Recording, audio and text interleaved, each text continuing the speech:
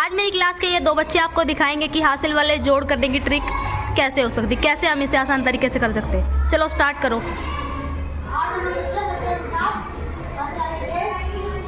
ये है old trick, जो ये करके दिखा रहे हैं वो ओल्ड ट्रिक है, कि पहले ऐसे करते थे।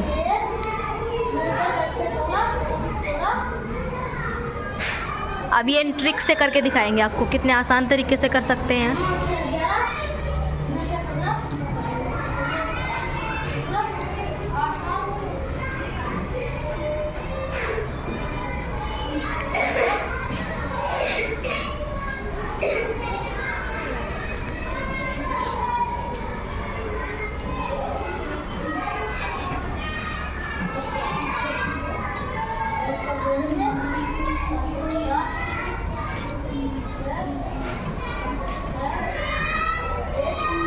Very good,